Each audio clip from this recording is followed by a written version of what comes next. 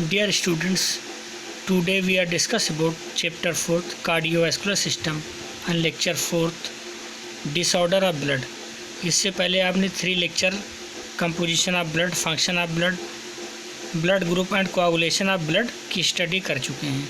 आज हम लोग डिसऑर्डर ऑफ ब्लड यानी ब्लड की कमी से होने वाले रोग की स्टडी करेंगे, है ना। यहाँ से जो क्वेश्चन पूछे गए 2016, 17, 18 में, तो इसको देख लेते हैं। 2016 में कोई क्वेश्चन नहीं आया है। 2018 में कार्डियोवैस्कुलर डिजीज़ पूछा गया, लेकिन ब्लड डिसऑर्डर नहीं पूछा गया है, ठीक है। 2019 में भी कोई क्वेश्चन नहीं आया है और 2020 में भी कोई क्वेश्चन नहीं आया है। लेकिन ब्लड डिसऑर्डर आपके लिए इम्पॉर्टेंट है। कभी भी अच्छे कंपटीशन में यहाँ से अनीमिया, हीमोफीलिया, ये सारी डिजीज़ पूछी जाती हैं, तो उनकी स्टडी आज हम लोग करेंगे। देखते हैं ब्लड डिसऑर्डर क्या होता है। तो सबसे पहले आप जानते हैं कि ब्लड को आप चूँकि ऑलरेडी 2 पार्ट में डिवाइड कर चुके हैं, सॉलिड पार्ट और लिक्विड पार्ट। सॉलिड पार्ट को फर्दर 3 पार्ट में डिवाइड किया है, आरबीसी, डब्ल्यूबीसी और प्लेटलेट्स। और लिक्विड पार्ट में आपने प्लाज्मा की स्टडी की, प्लाज्मा प्रोटीन के बारे में बात की थी। तो हमने यहाँ क्लासीफाई कर दिया है ब्लड डिसऑर्डर में। ए पार्ट में हम लोग पढ़ेंगे डिसऑर्डर रिलेटेड आरबीसी, यानी ऐसी बीमारियां जो आरबीसी से रिलेटेड है। बी पार्ट में हम लोग डिस्कस करेंगे ऐसी बीमारियां जो डब्ल्यूबीसी से रिलेटेड है। और सी पार्ट में डिस्कस करेंगे ऐसे रोग जो प्लेटलेट से रिलेटेड हैं। तो इस तरह से पूरा कंप्लीट ब्लड डिसऑर्डर हो जाएगा। सबसे पहले डिसऑर्डर रिलेटेड डब्ल्यूबीसी। एक कंडीशन है पॉलीसाइथीमिया। पॉलीसाइथीमिया, पॉली का मतलब आप जानते हैं किसी चीज़ का नंबर बढ़ जाए, मेनी या इंक्रीज़। तो डेफिनेशन क्या बनेगी? Increase of the number of RBC known as polycythemia, ठीक है। आरबीसी का जब नंबर बढ़ जाता है तो बोलते हैं पॉलीसाइथीमिया। एक कंडीशन है ना, एक डिसऑर्डर है। इरिथ्रोसाइटोपिनिया, इरिथ्रो का मतलब होता है आरबीसी, साइटोपिनिया का मतलब होता है डिक्रीज़ होना, है ना। तो डेफिनेशन क्या बनेगी? Decrease in the number of RBC is known as इरिथ्रोसाइटोपिनिया, right. फिर थर्ड आता है अनीमिया। अनीमिया आप जानते हैं खून की कमी बहुत ही पॉपुलर डिजीज़ है। डेफिनेशन क्या बनेगी इसकी? Decrease of Hb, decrease of haemoglobin is known as anaemia. Disorder related WBC, second class हम लोग देखेंगे ऐसे रोग जो डब्ल्यूबीसी से संबंधित हैं। पहली डिजीज़ ल्यूकोसाइटोसिस। ल्यूकोसाइटोसिस, ल्यूकोसाइट का मतलब ही होता है डब्ल्यूबीसी, राइट। तो ल्यूकोसाइटोसिस में क्या होगा? Increase of normal cell of WBC is known as leukocytosis, ठीक है। डब्ल्यूबीसी का जब नॉर्मल सेल का नंबर बढ़ जाता है तो क्या बोलते हैं? ल्यूकोसाइटोसिस। और एक डिजीज़ होती है ल्यूकीमिया। जैसे अनीमिया होती वैसे ल्यूकीमिया काफ़ी इंपॉर्टेंट है। इसमें क्या होता है? Severe increase of immature WBC. इसमें भी डब्ल्यूबीसी के नंबर बढ़ते हैं, लेकिन दोनों में डिफरेंस ये ल्यूकोसाइटोसिस और ल्यूकीमिया में कि ल्यूकोसाइटोसिस में नॉर्मल सेल के नंबर बढ़ते हैं, जबकि ल्यूकीमिया के अंदर इमेच्योर डब्ल्यूबीसी के नंबर बढ़ जाते हैं। क्लियर? तो दोनों में अंतर आपको पता चला होगा। Third type leukopenia. Decrease of WBC is known as leukopenia. इसी को टाइफाइड फीवर कहते हैं, जब डब्ल्यूबीसी का नंबर जब कम हो जाता है, right. Decrease of WBC known as leukopenia या टाइफाइड फीवर।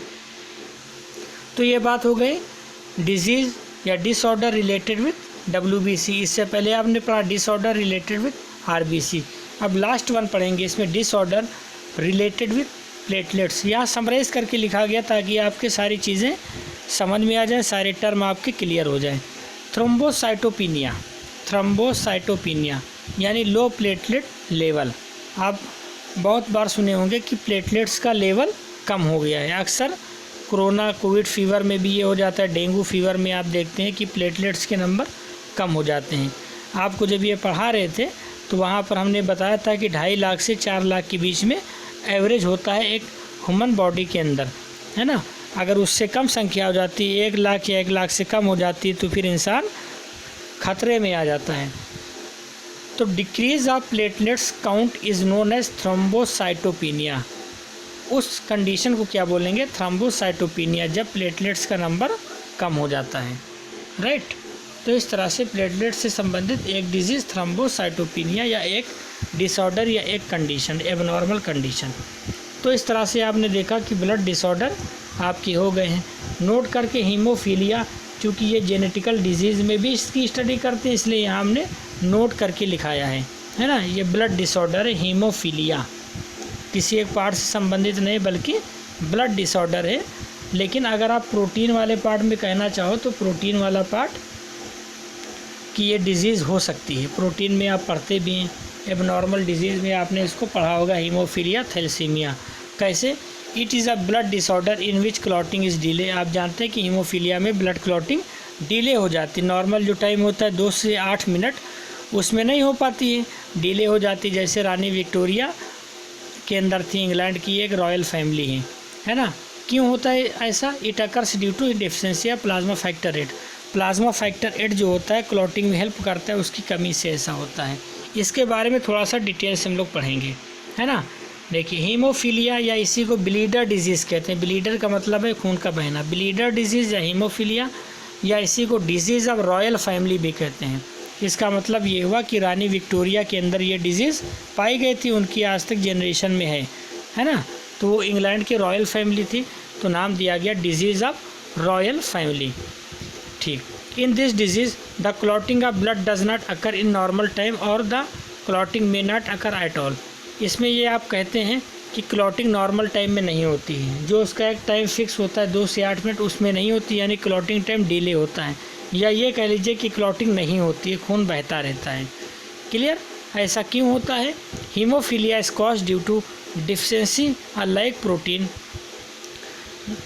है ना, नोन एज थ्रोम्बोप्लास्टिन। थ्रोम्बोप्लास्टिन की कमी से ऐसा हो जाता है।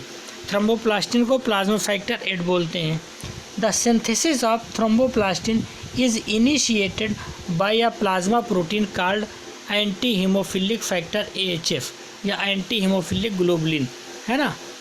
तो जो थ्रोम्बोप्लास्टिन की सिंथेसिस होती है वो किसके कंट्रोल में रहती है? एंटी हीमोफिलिक ग्लोबुलिन AHG या एंटी हीमोफिलिक फैक्टर AHF के कंट्रोल में रहती है। The synthesis of AHF is controlled by a gene found on X chromosome. आप जानते हैं कि AHF की सिंथेसिस एक जीन के कंट्रोल में रहती है जो X क्रोमोसोम पर पाया जाता है, राइट। अब देखिए XD लिखा है। X का मतलब X क्रोमोसोम है, D का मतलब डोमिनेंट। यानी अगर X क्रोमोसोम पर पाया जाने वाला जीन डोमिनेंट फेस में है तब तो AHF का फॉर्मेशन होगा, राइट। और AHF का जब फॉर्मेशन होगा तो वो सिंथेसिस करेगा थ्रोम्बोप्लास्टिन की, और जब थ्रोम्बोप्लास्टिन बन जाएगा तो जाहिर सी बात है कि क्लॉटिंग नॉर्मल टाइम में यानी 2 से 8 मिनट में हो जाएगी। ये तब प्रोसेस होगी जब इसको बनाने वाला जीन डोमिनेंट फेस में हो। क्लियर? डोमिनेंट फेस में हो। इसका जस्ट अपोजिट क्या होता है? अगर यही रिसेसिव फेस में है, XD लिखा है, D स्मॉल d का मतलब रिसेसिव फेस। अगर AH को बनाने वाला जीन रिसेसिव फेस में है तो no anti haemophilic factor, no thromboplastin और नो नॉर्मल क्लॉटिंग। जब AHF नहीं बनेगा तो थ्रोम्बोप्लास्टिन भी नहीं बनेगा, फिर क्लॉटिंग भी नॉर्मल टाइम में नहीं होगी। तब हम लोग बोलेंगे हीमोफीलिया डिजीज़ हो गई है, राइट। तो नोट करके लिखा है the haemophilia is a recessive X linked trait, right है। चलिए, इतनी बात समझ में आ गई होगी कि अगर AHF को बनाने वाला जीन डोमिनेंट फेस में X क्रोमोसोम पर पाया जाता है डोमिनेंट फेस में, तब तो नॉर्मल क्लॉटिंग होगी 2 से 8 मिनट के अंदर। और अगर वही जीन रिसेसिव फेस में तो क्लॉटिंग नॉर्मल टाइम में नहीं होगी, डिले होगी, जिसको हम नाम देंगे हीमोफीलिया। तो ये तो हीमोफीलिया डिजीज़ हो गई। किसकी वजह से हो रही है? डिफिशिएंसी ऑफ प्लाज्मा फैक्टर 8 की वजह से, दैट इज़ थ्रोम्बोप्लास्टिन की वजह से हो रहा है। एक शब्द में आप बोलेंगे, ठीक। चलिए, दूसरी डिजीज़ अनीमिया, चूँकि बहुत ही कॉमन है तो इसको थोड़ा सा डिटेल से हम लोग यहाँ देखेंगे। एरिथ्रोसाइट डिसऑर्डर है, यानी RBC डिसऑर्डर है। अनीमिया में क्या बोलते हैं आप? Anaemia is a condition in which the oxygen carrying capacity of blood is reduce और less than the normal quantity of Hb in the blood, यानी हीमोग्लोबिन की कमी हो जाती है। चूँकि हीमोग्लोबिन से ऑक्सीजन बाइंड करके उसका ट्रांसपोर्टेशन होता है, तो ऑक्सीजन कैरिंग कैपेसिटी रिड्यूस हो जाती है। जब हीमोग्लोबिन कम होगा तो ऑक्सीजन कम बाइंड करेगा, तो इसका मतलब ये है कि उसकी कैपेसिटी कम हो गई, तो हम लोग बोलेंगे अनीमिया हो गया। क्योंकि ऑक्सीजन जब बॉडी टिश्यूज़ को मिलेगा नहीं तो नॉर्मल फंक्शन वो करेंगे नहीं। इतनी बात समझ में आ गई होगी कि अनीमिया क्या है। It is a condition in which the oxygen carrying capacity of blood is reduce. अथवा करके आप कह सकते हैं due to low haematocrit. Normal value क्या है मेन के अंदर 42 से 50%, वोमेन के अंदर 37 से 48%। या इसी को आप कह सकते हैं लो हीमोग्लोबिन। नॉर्मल क्या है 14 से 20 ग्राम पर 100 ml ब्लड, वोमेन में 12 से 16 ग्राम पर 100 ml ब्लड, ये नॉर्मल है। अगर इससे कम वैल्यू हो जाए तो आप कहेंगे अनीमिया हो गया है। इसके सिम्टम क्या क्या हैं देख लें। वीकनेस है ना, कमज़ोरी, टायर्डनेस यानी थकान, पेल स्किन, कलर का स्किन जो कलर होगा वो पीला पड़ जाएगा, लाइक एनर्जी, एनर्जी की कमी होगी, फास्ट हार्ट बीट, दिल की धड़कन तेज़ हो जाएगी, आयरन डिफिशिएंसी, आयरन की कमी होगी, चेस्ट पेन, सीने में दर्द होगा, है ना, haemolytic disease, parasite drug reactions और हेमोरेजिक ब्लीडिंग यानी खून ज़्यादा निकलेगा। और हेमोलिटिक का मतलब क्या होता है, ब्लड का विखंडन होगा। हीमो का मतलब ब्लड या हेमलिटिक का मतलब लिसिस होना या टूट जाना। ठीक है, तो ये सारी चीज़ें, ये सारी कंडीशन है, ये सारे सिम्टम है अनीमिया के। टाइप्स ऑफ अनीमिया की बात कर लें तो अनीमिया दो तरह से हो सकती है। फर्स्ट इम्पेयर्ड आरबीसी प्रोडक्शन और सेकेंड इंक्रीज्ड आरबीसीज लॉस। पहला इम्पेयर्ड आरबीसी प्रोडक्शन, इसका मतलब ये है कि आरबीसी का प्रोडक्शन नॉर्मल वे में ना हो पाए, है ना, तो उसको बोलेंगे इम्पेयर्ड आरबीसी प्रोडक्शन। जब जाहिर सी बात है आरबीसी का प्रोडक्शन ज़्यादा से ज़्यादा नहीं होगा नॉर्मल कंडीशन में, तो जब आरबीसी नहीं होगी तो हीमोग्लोबिन भी नहीं होगी ज़्यादा, फिर ऑक्सीजन कैरिंग कैपेसिटी ऑटोमेटिक कम हो जाएगी, नाम दिया जाएगा अनीमिया। सेकंड क्या है, इंक्रीज्ड आरबीसीज लॉस। किसी कारणवश आरबीसी ज़्यादा से ज़्यादा बॉडी से लॉस हो जाएं तो इसका मतलब हीमोग्लोबिन लॉस हो गई। जब एचबी लॉस हो गई तो ऑक्सीजन किसके साथ बाइंड करेगा, तो इसका मतलब ऑक्सीजन का जो ट्रांसपोर्टेशन है वो कम हो जाएगा, बॉडी से टिश्यूज़ तक पहुंचेगा नहीं, और body tissues due to lack of oxygen धीरे धीरे उनकी डेथ होने लगेगी। आप बोलेंगे अनीमिया हो गया। इसको डिटेल से देखते हैं। इम्पेयर्ड आरबीसी प्रोडक्शन में पहला रीज़न क्या है, आयरन डिफिशिएंसी एनीमिया, है ना, आयरन की कमी से। It is a common type of anaemia result due to इनएडिक्वेट absorption या absorption of iron, excessive loss of iron, sufficient intake of iron. आप जानते हैं कि सफिशिएंट अमाउंट में अगर आयरन हम लोग ना लें, राइट, या आयरन अगर हमारी बॉडी में और किसी वजह से लॉस हो जाए, यानी हीम लॉस हो जाए। अब हीमोग्लोबिन में देखें आपकी हीम लॉस हो गया, सिर्फ बचा के ग्लोबिन, तो अल्टीमेटली हीमोग्लोबिन ब्रेक हो गया, है ना। तो जब ब्रेक हो जाएगा तो ऑक्सीजन के साथ बाइंड नहीं करेगा, तो उसी को आप बोलेंगे iron deficiency anaemia. Women are at a greater risk for iron deficiency anaemia due to menstrual blood loss, है ना, एमसी यानी मेंस्ट्रुअल साइकिल में काफ़ी ज़्यादा ब्लड लॉस होता है, तो वोमेन के अंदर ज़्यादा अनीमिया की कंडीशन रहती है ना, ज़्यादा पॉसिबिलिटी अनीमिया होने की। And increased iron demand of the growing foetus during pregnancy. और प्रेगनेंसी सिस्टम में जब फीटस प्लासेंटा से नरिशमेंट पाता है और ग्रो करता है यूट्रस के अंदर, तो ज़्यादा से ज़्यादा आयरन उसको चाहिए। इस वजह से महिला को आयरन की कमी महसूस होती है और उसके अंदर अनीमिया होने का चांस बढ़ जाता है। तो ये सारी सिचुएशन है। Malaria and vitamin A deficiency are also common causes of anaemia. Malaria में और विटामिन ए की कमी से अनीमिया रोग हो जाता है। तो ये बात हो गई आयरन डिफिशिएंसी अनीमिया की। फिर सेकेंड है मेगैलो ब्लास्टिक अनीमिया। इसमें क्या होगा, inadequate intake of vitamin B12 और folic acid causes megaloblastic anemia in which the red bone marrow produces large या abnormal blood cells। इसमें क्या होता है, मेगैलोब्लास्ट, इसमें जो होता है बोन मैरो वो मेगालोब्लास्ट सेल का फॉर्मेशन करने लगती है। इसका मतलब ये कि एबनॉर्मल ब्लड सेल का फॉर्मेशन करती है। क्यों करती? क्योंकि विटामिन B12 की कमी या फॉलिक एसिड की कमी होती है। इसकी वजह से मेगालोब्लास्ट सेल बनने लगती है या एबनॉर्मल ब्लड सेल का फॉर्मेशन करने लगती है। एबनॉर्मल ब्लड सेल जो होती है वो ऑक्सीजन के साथ बाइंड करने में असमर्थ होती है। इस वजह से ऑक्सीजन कैरिंग कैपेसिटी कम हो जाती है और उसको हम अनीमिया नाम देते हैं। थर्ड आप पढ़ लेंगे pernicious anaemia. It occurs due to insufficient haemopoiesis resulting from an inability of the stomach to produce intrinsic factor needed for absorption of vitamin B12 in the small intestine. आप जानते हैं कि विटामिन B12 का absorption small intestine में होता है, right. Haemopoiesis का मतलब क्या होता है?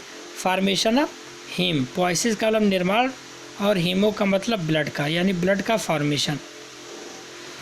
तो जब ब्लड का फॉर्मेशन पूरी तरह से नहीं हो पाता है तो स्टमक को जब ब्लड नहीं मिल पाता है तो स्टमक धीरे धीरे काम करना बंद कर देता है। जब काम करना बंद करता है तो स्टमक का असर स्मॉल इंटेस्टाइन के ऊपर पड़ता है जहाँ पर विटामिन B12 का एब्जॉर्प्शन होता है, तो वो अच्छे से एब्जॉर्प्शन नहीं कर पाती है, जिसकी वजह से विटामिन B12 की कमी रहती है बॉडी के अंदर, जिसको हम पर्नीशियस अनीमिया नाम देते हैं। ठीक है, चलिए अप्लास्टिक अनीमिया। इसमें क्या होगा? Destruction of red bone marrow result in aplastic anaemia. इसमें क्या होगा कि रेड बोन मैरो जहाँ पर RBC का फॉर्मेशन होगा, ब्लड का फॉर्मेशन होगा, तो वो डिस्ट्रॉय हो जाता है, तो नाम देते हैं aplastic anaemia. It caused by toxin, यानी टॉक्सिक सब्सटेंसेस से हो सकता है, गामा रेडिएशन से भी ऐसा हो सकता है, and certain medication that inhibit enzymes needed for haemopoiesis. या हीमोपोइसिस में जो एंजाइम पार्टिसिपेट करते हैं वो एंजाइम डिस्ट्रॉय हो जाए तो हीमोपोइसिस फिनोमिना नहीं होगा, यानी रेड बोन मैरो के अंदर ब्लड का फॉर्मेशन नहीं होगा। जब ब्लड नहीं बनेगा तो जाहिर सी बात है कि अनीमिया बोला जाएगा, खून की कमी बोला जाएगा, तो इसको बोलेंगे अप्लास्टिक अनीमिया। तो इस तरह से 4 तरह की अनीमिया आपने देखा। अब हम लोग देखेंगे कि increased RBCs loss. Second part है कि RBC हो बॉडी के अंदर लेकिन किसी कारणवश लॉस हो जाए, यानी ब्लड आपकी बॉडी के अंदर हो लेकिन लॉस हो जाए। पहले में क्या था? ब्लड ही नहीं बन रहा था, कहीं RBC नहीं बन रही थी, कहीं ब्लड का फॉर्मेशन डिस्टर्ब हो जाता था, कहीं बोन मैरो नॉन फंक्शनल होती थी, तो भी अनीमिया बोला जाता था। और यहाँ पर क्या है कि RBC या ब्लड आपकी बॉडी के अंदर है लेकिन किसी कारणवश लॉस हो जाए तो भी आपकी बॉडी अनीमिया से सफ़र करेगी। कैसे देखेंगे? Haemolytic anaemia. It is a form of anaemia due to haemolysis, right. The abnormal breakdown of red blood cell यानी RBC either in the blood vessels or in human body. किसी भी कारणवश RBC यानी blood vessel damage हो जाए, RBC ज़्यादा से ज़्यादा बाहर रिलीज़ हो जाए, है ना, तो हम लोग कहेंगे कि ब्लड की कमी हो गई, उसको बोलेंगे हीमोलिटिक अनीमिया। सेकेंड है हेमोरेजिक अनीमिया। हेमोरेजिक अनीमिया, इसमें क्या होगा? Excessive loss of RBC। इसमें भी RBC अधिक से अधिक मात्रा में लॉस हो जाएगी। कैसे? It is due to highly damage tissue. कोई भी टिश्यू डैमेज हो जाए, लार्ज वुंड, बड़ा सा घाव हो जाए, स्टमक अल्सर हो जाए, है ना, या हैवी मेंस्ट्रुएशन हो जाए, लीड टू हेमोरेजिक अनीमिया। कोई भी किसी भी कारणवश अगर आपकी बॉडी का कोई पार्ट डैमेज हो जाता है जिससे कि ब्लड ज़्यादा से ज़्यादा बाहर निकल जाता है तो उस कंडीशन को बोलेंगे हेमोरेजिक अनीमिया, राइट। जैसे आप बाइक ही चला रहे हैं और आपके हेड इंजरी हो गई और सर से बहुत खून निकल गया आपका, तो उसको भी खून की कमी हो जाएगी, हेमोरेजिक अनीमिया नाम दिया जाएगा। इस तरह से अनीमिया के 2 पार्ट थे। पहला था कि RBC का फॉर्मेशन ना हो पाए बॉडी में तो भी अनीमिया बोलेंगे, और दूसरा क्या है? RBC या ब्लड है लेकिन किसी कारणवश वो निकल जाए किसी चोट के ज़रिए तो भी अनीमिया नाम दिया जाएगा। इस तरह से आज का ये टॉपिक आपका ब्लड डिसऑर्डर कंप्लीट हो गया। इससे संबंधित जो भी क्वेश्चंस होंगे होमवर्क सेक्शन में अपलोड कर दिए जाएंगे, आप लोग क्वेश्चन सॉल्व करके वहीं पर अपलोड कर देंगे, ठीक है। तो आज के लिए इतना काफ़ी। नेक्स्ट टर्न पे नेक्स्ट टॉपिक डिस्कस किया जाएगा। Thank you.